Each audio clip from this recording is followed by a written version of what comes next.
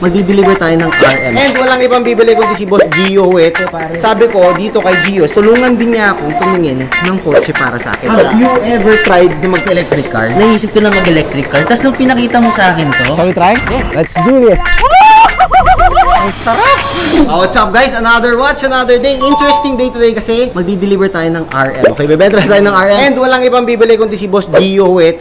Nabenta na kasi niya yung Ferrari niya. Ngayon, bibili na rin niya itong Richard Mille natin. 029. So, we're selling this for around 8 million pesos. Mura siya compare sa ibang Richard Mille, okay? Now, he's trading his Patek dito. Para sa akin, okay lang din naman kasi we also need yung mga Patek. Ang pinakamaganda rito guys, kasi recently, si Paring G, bumili siya ng full electric car niya. Siyempre ako nainggit ako, inggitero ko eh. Ever since naman, naghahanap talaga ako ng full electric cars. Sabi ko, dito kay Gio, tulungan din niya akong tumingin ng kotse para sa akin. And, we're going dito sa BGC, yung nagtitrending na electric car. Yung Zeekr. Yung Zeekr 001, yun yung talaga ina-eye ko. Let's check. Mabilis daw kasi yung buhay. Test drive natin siya. Wala na akong ginawa kundi mag-YouTube. Kine-check ko yung mga specs nun eh. Kung sakali, bilhin na rin natin, di ba? Yung pambabae dito, pambibili ko ng kotse. Kaya ako nagganito po, pag kotse, ganito ang mga pormahan ko. Tara! So yun guys, you're here. BGC, dito tayo sa Zeekr, pare. Tama natin si Boss Manager. Hello guys. Antayin na natin si Gio. On the way na raw sa dito. Hindi ko nakaban na yun. Ngayon naka-Innova. Downgrade ko, nabenta niya. Pero mag-upgrade. So this is the Zeekr. Ito yung gusto ko. Mamaya test drive natin. Hindi ko sinabi kay Gio eh. Kasi gusto ko malaman yung perspective as a previous Ferrari owner. Kung ano yung tingin niya dito. Diba? Galing to. Consult na. Kamusta brother? hello. Baka nagtataka ka ba dito tayo magdidiin? Magpapakonsult na ako sa'yo. Kasi may gusto kong kuhin na. Okay. Exciting to ah. Oh, yes. Test drive tayo. Gusto ko lang makita yung reaction mo dito sa car na to from a previous Ferrari owner. Mag-go na tayo. Let's go. Ano boss? Kanina mo lang nabenta yung Ferrari? Yes. Mahal ng maintenance talaga. Dito gaming muna tayo ngayon. Pero hindi. Ang dami mo na sasakyan. May GTR ka tama. May Ferrari ka dati. Meron kang Land Rover. Ano pa mga sasakyan mo? Konti lang, ever same. So halos lahat na try mo na. Have you ever tried na mag-electric car? Naisip ko na mag-electric car. Tapos nung pinakita mo sa akin to, Kaya andito tayo kasi ipapakita ko sa'yo yung Zeekr. Yes. Alright, this is your Richard Mille pare. Ito ha, binenta mo tong Ferrari mo para bumili na itong relo na to. Tadan! Wala! Dito sa bulsa ko. Boss, ayun.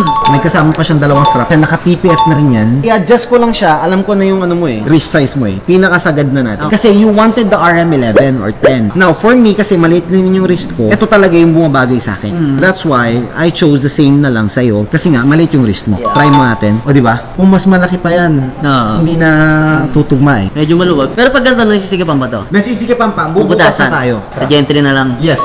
What do you think? Pare, honestly, okay yung size sa'yo. Tapos, ito, sabi mo, you wanted to trade that. So, dun sa Patek mo na nasa amin na nakinonsign mo. Pwede naman trade. Pwede naman consign pa rin. Sure ka? Oo. Sige. That, I'm offering for 8 million pesos. Ito pala, brother, yung papers. Ganito ang papers ni Richard Mille. It says here na 28 inch. Makikita mo sobrang ganit sa titanium. Parang Ferrari lang ha. Mahal na maintenance yan. The good thing with this is you only have to maintain it every 3 to 5 years. Okay. Pero ako na bahala. Kasi since nagkakaroon ako ng gentry care, kami na lang maintain. What do you think? 8 million pesos pare. Let's do 7.8. May record siyang hindi tumatawad, guys, ha, tingin nyo. Pero, would you like to trade it ba dun sa Patek Philippe mo? Or just full cash mo yan? Hindi, ikaw boss. I would value yung Patek mo ng 3.9 million. Sakto kasi wala na kami stock nung Patek Okay. ngayon. So, we're really open to acquiring one. You're consigning it for 4.1. Yes. If we will buy it outright, we're gonna buy it from you for 3.9. Okay. Kung 7.8, I'm ready to give it to you for 7.8, honestly, coming here. Minus 3.9 million, you are adding another 3.9 million. Done deal. Done! Thank you so much. Parang mabilis ka usap ko. Sa lahat ng deal ko, mabilis ka usap ko. Ano kaya? Consign ko na lang. Yung Patek. Consign mo na lang. Oh, consign mo na lang. Sige, bayaran mo na lang to full. Sure. 7.8 million. Okay. 7 and 8. Alright. Sige. Pero bro, hindi ka muna pwede mo eh. Kasi mag-check tayo ng kotse. Okay? Hi ma'am. Would just like to test sana yung 001. Sure, sir. If it's okay. Let me endorse here to my general manager. Hi, Sir Wayne! Kamusta, brother? How are you? How is everything? Thank you for coming here. Pleasant afternoon, pare. Thank you una sa pag-accommodate sa amin na magamit namin yung ano nyo, yung mini lounge nyo. Now, we would like sana, if you don't mind, to test drive one of your 001. Ang range yan, alam ko, is 580. Correct. I did my research na, sorry ganun ako pag may gusto kong bilhin eh. Gaano kabilis yan? 544. Yeah, 544 horsepower. And how long para i-charge? Depende. Kung DC charging with 22 kilowatt, probably an hour lang. Pero pag yung fast charging, rapid charge, Fast charging yun. 0 to 80% na. Yes. Oh, not bad. So the reason actually kung bakit gusto ko yung Zeekr, actually I'm looking for a hybrid. Now si paring G kasi got his Porsche Taycan. Now ako, I was thinking of the E-Class na E350h or yung plug-in hybrid din nila. However, sabi nila sa akin, baka October pa darating yung stock. Pare, from Ferrari, 3 seconds, 0 to 100. That's what's advertised. 3 seconds-ish lang from 0 to 100. Malalaman natin mamaya. Malalaman natin. Yan. Baray, first time daw niya makasakay ng electric. Promise, never pa ako nakasakay ng electric. Matagal na sa ito? Yung Land Rover mo? Wala pong Magkano mo nabili? Nabili ko ang 5.1. Galing kay Daniel Padilla. Pag nakita ni paring G yan, sabihin niya, akin na yan. Nabili niya yan ni paring G.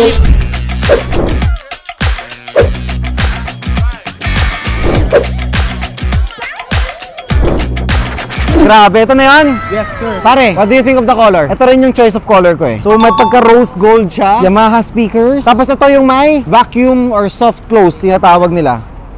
Yan o. Kasi alam mo kung bakit? Kasi lagi ako sa likod. Pinakayo ko yung sasabihin sa akin ng security na, boss, excuse me lang, sara ko. Bag. Diba? Pag sumakay na ako dyan sa likod, dahil ganyan na lang niya, ano ba alam magsara? Diba? Small details pare, pero Ganda. shall we try? Yes. Sakay tayo. Brother, ikot lang kami. Let's do this. I want you guys to check yung kung gaano ka-comfort siya. What do you think? Probably mararamdaman yung tagtag, ano? Pare, yung comfort niya, ito, ang daming lubak ha. What do you think? So this is the comfort mode tayo ngayon. Try natin yung speed sa comfort. Wow.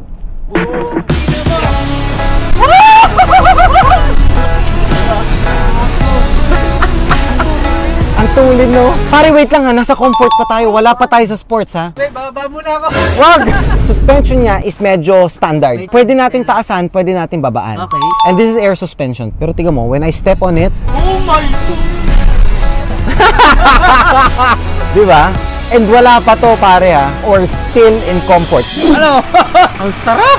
Parang ka nag-roller Ang bilis pero... Parang ka naka-extreme tower boat. So, what do you think of the car? Ito from Ferrari, GTR, tas comfort. The comfort there is there. The speed, 100% andun. If anything about this car, I would like sana, I think, mostly automated na siya lahat eh. Very futuristic. Yun nga yung nasabi ko kanina, parang ang focus niya rin nasa passenger. Nasa passenger din. Which is nice. Yung Mercedes na gusto ko, sabi ko kung hindi kaya yung Mercedes October pa, ito na lang. Ayun, na-test drive ko rin naman yun. Not really test drive, pero nakita ko yung loob lang. Okay naman siya. For me, ito mas maluwag lang talaga. Now, open natin. There. Malaki rin. Kasya kahit 2-3 luggage. Malaki. And, ito, nakita ko, nanonood ako, you can lower the car down para mas mailagay mo yung gamit mo. Pag pinindot natin yan, ayun o, bumababa. Yung air suspension, bumababa. Angas, boss. Naging lowered, so mas madaling maisaka yung gamit. Hindi daw maiipit eh. Check natin. Joke lang. Maipit ako eh. Brother, what an experience it was. Thank you so much for letting us drive. It was really an experience, pare. For me, okay naman siya. Sir Wayne, so the Zeekr 001. I like the privilege. The top of the line yun. How much? The SRP is 4.2 million. Ano yung parang hype discount? We have a promo of 400,000. Pero since until the end of this month, Ikaw, from BYD perspective naman. Malaking difference. Lalo na sa premium niya sa loob. Ito yung rose gold eh. Even yung touch. Yes, How about yes, the drive? Yung comfort. Everything is Yes, top of the justified ba? Kunin ko ba, Bo? line. Sobrang bilis, bawasan mo konti yung presyo. Alam mo, parang hindi ako masyado natuwa eh. Sa hindi, baka may discount pa. 3.8M you're giving me. Is there any a little more? sige na, since ikaw naman yung nag-negotiate and marami kang fans dito, I can add additional 50,000. 3.750. And when do I get the car? You can get it probably next month lang. Paparating pa lang yung unit. Ano yan eh? Gusto kong gamitin. You can use it habang hinihintay. Sige. Huwag iilak. Para sa'yo lang. I'll get to use that until my unit comes in. Para ma-enjoy mo. 3,750,000. Yeah. Is that the best na? Hindi ka na mag-isip. 3.7 flat. No more ano. I wanted to say 3.7 flat. Pero done, pare, done. Dahil sa katas ng RM, katas ng Richard Million, pare. Ito mo, pare. Ayan, kaya magsipag ka, ha? Pero mo ko niyan, ha? First of all, maraming salamat sa RM, sa tiwala, ever since. Maraming salamat. And also, of course, for your time, reviewing yung Zeekr for me. Nag-enjoy ako. Okay, so I have already the cash na here. Paying 1, 2, 3, 4, 5, 6, 7. 1, 2, and 3. Alright, sige brother, maraming salamat again. Thank you so much. Yung susi na malaki, wala.